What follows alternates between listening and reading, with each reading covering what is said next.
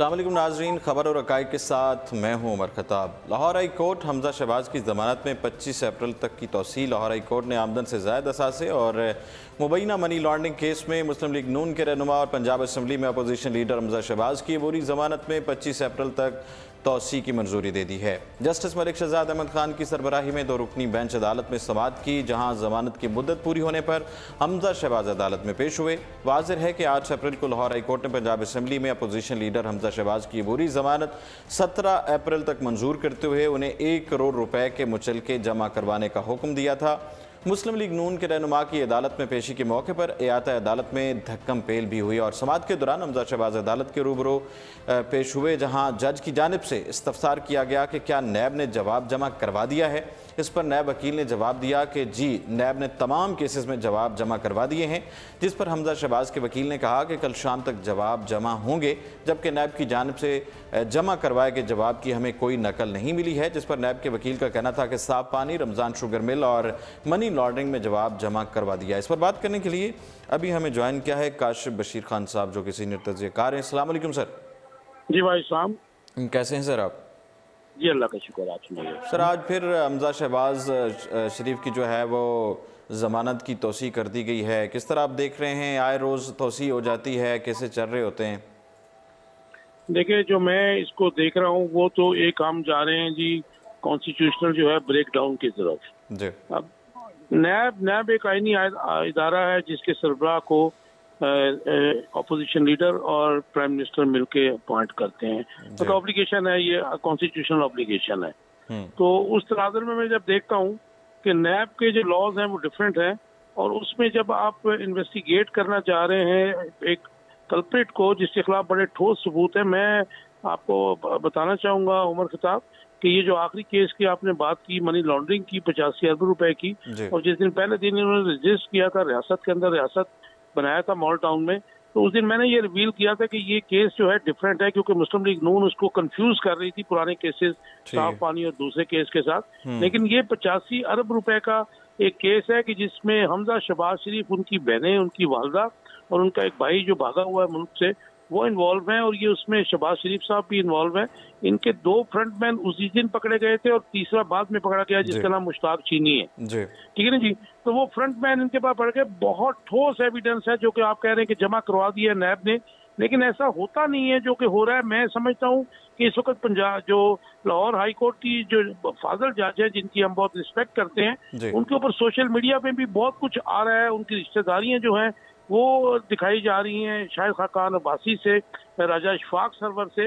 तो मेरे ख्याल में ये कॉन्फ्लिक्ट ऑफ इंटरेस्ट होता है, क्योंकि मेरे 2-3-4 दोस्त हैं जो हाई कोर्ट के, सुप्रीम कोर्ट के जजेस हैं, तो वो पहले ही कह देते हैं कि हमारा जो है इन लोगों से ताल्लुक रहा है, ये हमारे रिश्तेदार हैं, तो हम इनका केस नहीं सुनेंगे। तो इसके लिए मैं समझता हूँ कि जुडिशरी के ऊपर जो इस वक्त क्वेश्चन मार्क आ रहा है वो बहुत डेंजरस है।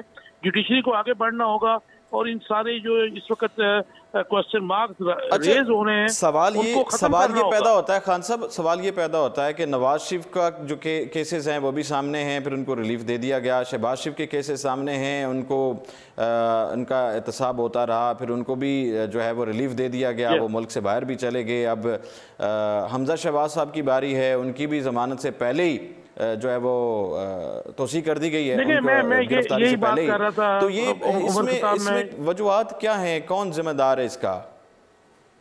उमर खताब बट्टू, मैं यही बात कर रहा था कि एक फाजल जज साहब जो हैं वो हर उस बेंच में शामिल होते हैं कि जो नवाज शरीफ, शहबाज शरीफ, या फिर क्योंकि नवाज शरीफ के कम है यहाँ पे केसेस, शहबाज शरीफ या हमजा या सलमान की जिनके में केसेस जाते हैं।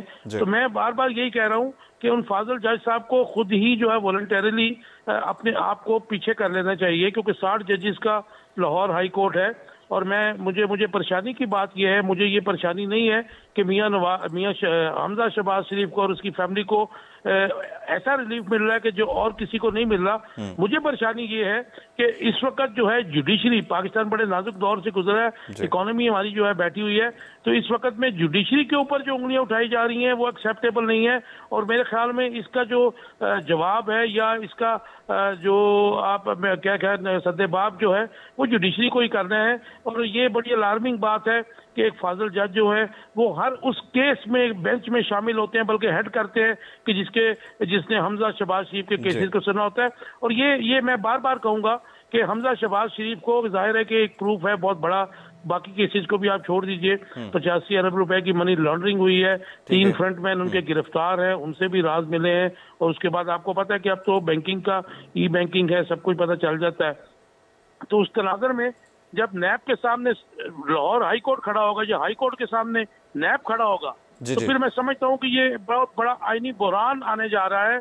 और मुझे ये समझ नहीं आ रही है, क्योंकि जाहिर है कि इसमें एक फरीक नैब है, नैब अभी तक सुप्रीम कोर्ट में क्यों नहीं जा रहा है, या फिर मेरे ख्याल में कोई सुप्रीम जुडिशियल काउंसिल में जाएगा, तो फिर ये कॉन्स्टिट्यूशनल जो है इंस्टीट्यूशनल ब्रेकडाउन होता हुआ नजर आ रहा है। अच्छा, इस किस्म का रिलीफ मायूसी फैला रहा है अवाम में। खान साहब, इफ्तिताई तकरीब हो रही है इस्लामाबाद में, अभी थोड़ी देर पहले शुरू हुई है, जो ये हाउसिंग के हवाले से कि 50 लाख घर बनाने के हवाले से वज़ीर ख़जाना भी वहाँ पे खिताब कर रहे थे, इमरान खान भी कर रहे हैं, वज़ीर आज़म साहब भी।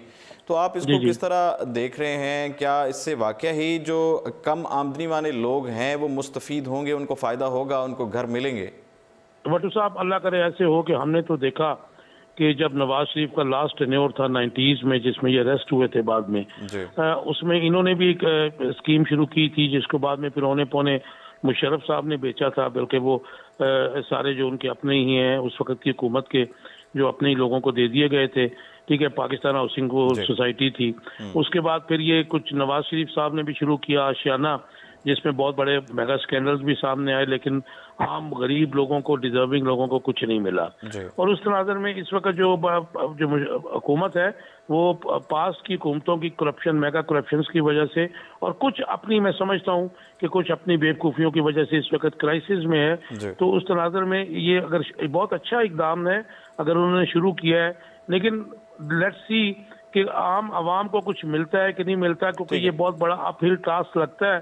और मैं समझता हूँ कि इमरान खान ने जोश खिताबत में एक जो बात कर दी थी वो बहुत बड़ी बात थी कि इस पाकिस्तान में इतनी जल्दी पॉसिबल नहीं है कि जो वो करने जा रहे हैं। लेकिन चले, कुछ तो अगर जो डिजर्विंग लोग हैं, गरीब अवाम है, मेरिट को इंश्योर करके अगर किसी को कुछ मिलता है, अगर गवर्नमेंट उसमें रियासत अपना हिस्सा डालती है तो बहुत अच्छी बात है। लेकिन वो जो तारिक बशीर चीमा साहब हैं मिनिस्टर, वो बहुत जबरदस्त मिनिस्टर है, मेरे पर्सनल दोस्त भी हैं और बड़े दबंग आदमी हैं इसके हाउसिंग के जो मिनिस्टर है। अच्छा, और मेरे ख्याल में वो अपने डिपार्टमेंट में ऐसा कुछ होने नहीं देंगे जो मियां शहबाज शरीफ और उनके हमनवा करते रहे। आखिर में आपसे मैं सवाल करूंगा कि मुर्तज़ा वहाब साहब ने आज भी बात की है कि कोई इदारा बेलगाम नहीं है, पुलिस का भी एहतसाब होना चाहिए। पुलिस और सिंध हुकूमत में काफ़ी प्रॉब्लम्स हैं सिंध में, किस तरह देख रहे हैं आप? जी, देखिए, एडी ख्वाजा थे पहले, उनके साथ भी इनको प्रॉब्लम थी पिछले दौर में, आपको याद होगा।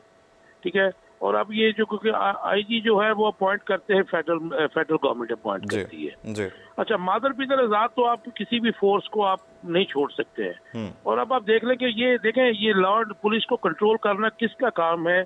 आपकी जो प्रोविंशियल कैबिनेट्स हैं या चीफ मिनिस्टर होता है उसने कंट्रोल करना है। मतलब ये जो सिंध की पुलिस है या पंजाब की पुलिस है, इनका कल्चर तो सेम है और ये अवाम के लिए तो एक बड़ा खौफनाक ख्वाब है।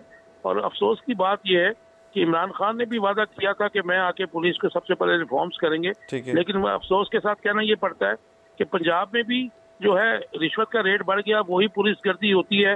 और सिंध में तो जाहिर है कि पोलिटिसाइज किया गया है इस पुलिस को। मैं कहता हूँ कि इसकी बहुत जबरदस्त शंटिंग और ओवरऑलिंग करनी पड़ेगी। और ये ठहरने की बात नहीं है, लेकिन ये आपका कंट्रोल नहीं है। जब आप पुलिस से अपने मतलब के काम लेंगे, आपको उनको अपने घर की बंदी बनाएंगे, तो फिर जाहिर है कि अवाम ऐसे ही मरेंगे, बच्चे जो हमारे मासूम हैं उनको गोलियां लगेंगी। और ये जाहिर है कि कल्चर जो था पुलिस मुकाबलों का, चाहे वो मुकाबला कल हुआ या नहीं हुआ, लेकिन वो पंजाब से जन्म लेता है और उसका जो है सरगना मियां शहबाज शरीफ था, उससे पहले कुछ मुकाबले नवाज शरीफ ने कराए। ठीक है खान साहब, बहुत तो ये शुक्रिया होते हुए वहां पहुंच गया। बहुत शुक्रिया आपके वक्त का, आपने अपना जो है वो तबसरा पेश किया। इस पर बात कर रहे थे सिंध और वहाँ की जो पुलिस है उसके जो मामलात हैं काफ़ी दिनों से चलते आ रहे हैं। मुशीर इत्तलात सिंध मुर्तज़ा वहाब ने अपनी ही पुलिस पर शदीद तनकीद कर दी और कहा कि कोई इदारा बेलगाम नहीं होना चाहिए और पुलिस का भी एहतसाब होना चाहिए। और पुलिस की फायरिंग से जाँ बहक होने के 6 वाक़यात हो चुके हैं। वक्त आ गया है कि इख्तियारात का रोना छोड़ दें और ज़िम्मेदारी कबूल कर लें। उन्होंने कहा कि सूबे को आइन और वज़ीर आला चलाएगा, पुलिस इख्तियारात का नहीं अपनी कारकर्दगी का बताया। सिंध में पुलिस और हुकूमत आमने सामने है और मुर्तज़ा वहाब ने कहा कि हमने बड़ी मुश्किल से सूबे में अमन कायम किया था। पुलिस का अफसर वालिदैन को साथ देने का कहता है और डराता है। अरशाद रांझानी केस में दहशतगर्दी की शिकों को निकाल दिया गया।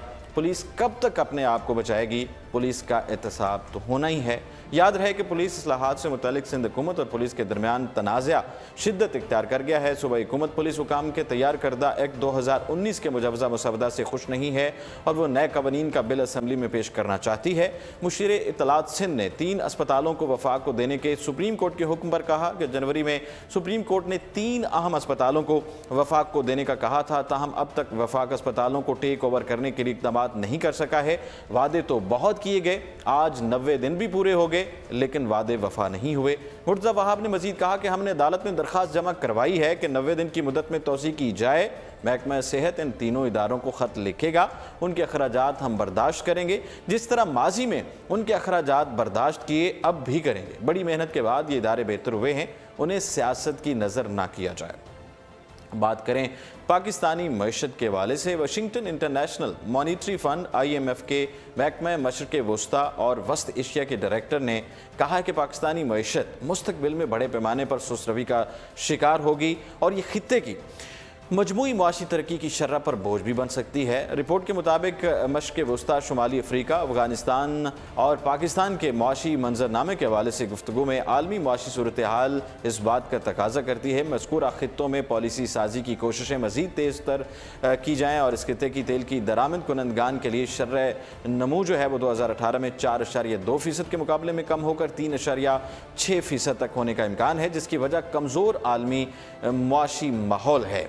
तेल दरामद करने वाले मुतअद्दिद ममालिक के लिए कर्ज की बढ़ती हुई शर्रा बड़े पैमाने पर इक़्तिसादी इस्तेहकाम के लिए चैलेंज बन चुकी है और भारी कर्ज के सबब सेहत, तालीम, इंफ्रास्ट्रक्चर और समाजी प्रोग्राम्स में अहम सरमायाकारी के लिए मालियाती खला महदूद हो गया है।